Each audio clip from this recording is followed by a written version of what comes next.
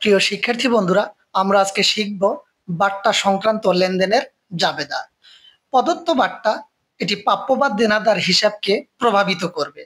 প্রদত্ত বাট্টা হচ্ছে ব্যয়, ব্যয় বলে তার ডেবিট হবে এবং প্রাপ্য হিসাব ক্রেডিট হবে।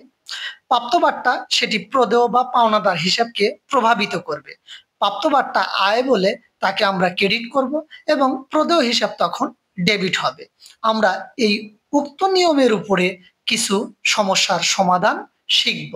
আমরা 1 তারিখে দেখতে পাচ্ছি যে প্রদত্ত বাট্টা বা বাট্টা প্রদান করা হলো। যখন আমরা বাট্টা প্রদান করি, আমরা ইতিপূর্বের নিয়মেই জেনে নিলাম যে প্রদত্ত বাট্টার সাথে সম্পর্ক হলো প্রাপ্য হিসাবের। যখন প্রাপ্য হিসাব সৃষ্টি হয় তখন প্রাপ্য হিসাব কিন্তু ডেবিট হয়। আজকে এই প্রাপ্য হিসাবকে যখন আমরা কিছু টাকা ছাড় দিচ্ছি তখন কিন্তু আমাদের ব্যয় হচ্ছে, কারবারের জন্য ব্যয় হচ্ছে। ব্যয় বৃদ্ধি পেলে তখন তার ডেবিট হয়, ব্যয় বা খরচ বৃদ্ধি পেলে তার ডেবিট হয় এবং প্রাপ্য হচ্ছে সম্পদ, আর সম্পদ হ্রাস পেলে তাকে ক্রেডিটে লিখতে হয়। আমরা 2 তারিখে দেখতে পাচ্ছি রানার নিকট 1000 টাকা পাওনার পূর্ণ নিষ্পত্তিতে 980 টাকা পাওয়া গেল। অর্থাৎ এই 980 টাকা নগদ টাকা পাওয়া গেল। এই 980 টাকা নগদ পাওয়ার জন্য তাকে আমরা 20 টাকা ছাড় দিয়েছি। এই 20 টাকা ছাড় দেওয়াটাই হচ্ছে প্রদত্ত বাট্টা। তাহলে আমাদের এই নগদ হচ্ছে সম্পদ, সম্পদ বৃদ্ধি পেয়েছে, এই কারণে আমরা 980 টাকা নগদান হিসাবে ডেবিটে লিখব। প্রদত্ত বাট্টা হচ্ছে ব্যয় বা খরচ, ব্যয় বা খরচ বৃদ্ধি পেলেও আমরা ডেবিটে লিখব, অর্থাৎ প্রদত্ত বাট্টা 20 টাকা ডেবিটে লিখব। এবং এই প্রাপ্য এবং রানা যখন সৃষ্টি হয়েছিল সে ডেবিট ছিল 1000 টাকা। আজকে সমপরিমাণ টাকা বা এই 1000 টাকা দ্বারা আমরা প্রাপ্য রানাকে ক্রেডিটে লিখব, কেননা প্রাপ্য রানা হচ্ছে সম্পদ, সম্পদ হ্রাস পেলে তাকে ক্রেডিটে লিখতে হয়। আমরা 3 তারিখে দেখতে পাচ্ছি সন্তোষজনকভাবে টাকা আদায়ের জন্য বাট্টা প্রদান করা হলো 550 টাকা। অর্থাৎ এই টাকা আদায়ের জন্য, নগদ অর্থ আদায়ের জন্য আমরা এই প্রাপ্য বা দেনাদার হিসাবকে কিছু টাকা ছাড় দিয়েছি, অর্থাৎ 50 টাকা ছাড় দিয়েছি। এই ছাড় দেওয়াটাই হচ্ছে প্রদত্ত বাট্টা। এবং প্রদত্ত বাট্টা কিন্তু প্রাপ্য হিসাবকে প্রভাবিত করে, এই কারণে আমরা লিখব প্রদত্ত বাট্টা হিসাব ডেবিট এবং প্রাপ্য হিসাব ক্রেডিট। কেননা প্রদত্ত বাট্টা হচ্ছে ব্যয়, ব্যয় বৃদ্ধি পেলে তাকে ডেবিটে লিখতে হয় এবং প্রাপ্য হচ্ছে সম্পদ, সম্পদ হ্রাস পেলে তাকে ক্রেডিটে লিখতে হয়। 4 তারিখে আমরা দেখতে পাচ্ছি প্রাপ্ত বাট্টা বা বাট্টা পাওয়া গেল। আমরা ইতিপূর্বেই শিখেছি যে প্রাপ্ত বাট্টা কিন্তু প্রদেয় হিসাবকে প্রভাবিত করে, আর প্রাপ্ত বাট্টা কিন্তু আয়। তাহলে আমরা সিদ্ধান্ত নেব যে প্রাপ্ত বাট্টা যেহেতু আয়, আয় বৃদ্ধি পেলে তাকে ক্রেডিটে লিখতে হয়, এই কারণে আমরা প্রাপ্ত বাট্টাকে ক্রেডিটে লিখব। কিন্তু বিপরীতে প্রদেয় হিসাব হবে ডেবিট, কেননা প্রদেয় হিসাব হচ্ছে দায়, আর দায় যদি হ্রাস পায় তাহলে তাকে ডেবিটে লিখতে হয় বা সংশ্লিষ্ট দায়কে ডেবিটে লিখতে হয়। এই কারণে আমরা প্রদেয় হিসাবকে ডেবিটে লিখব এবং প্রাপ্ত বাট্টাকে ক্রেডিটে লিখব। আমরা 5 তারিখে দেখতে পাচ্ছি রনিকে 500 টাকার পূর্ণ নিষ্পত্তিতে 490 টাকা প্রদান করা হলো। যখন আমরা নগদ অর্থ প্রদান করি তাহলে কিন্তু আমরা পাওনাদার বা প্রদেয় হিসাবকেই টাকা পরিশোধ করি বা নগদ অর্থ পরিশোধ করি।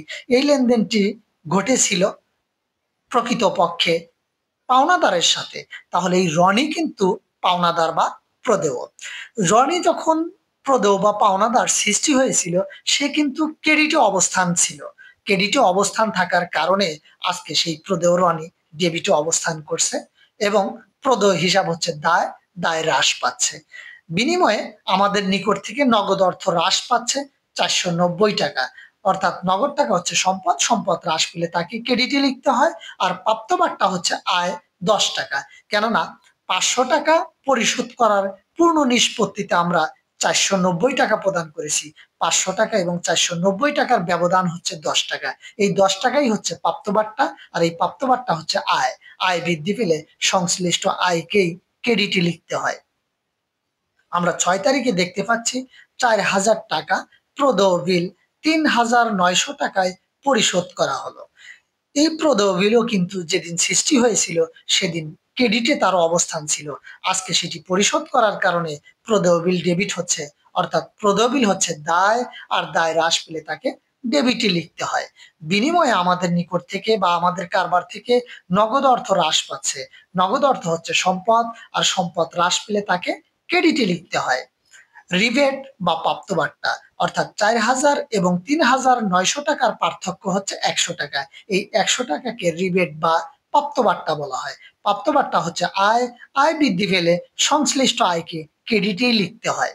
আমরা 7 তারিখে দেখতে পাচ্ছি রানার নিকট থেকে 10,000 টাকা পাওনার 10% বার্তায় 9,000 টাকা পাওয়া গেল।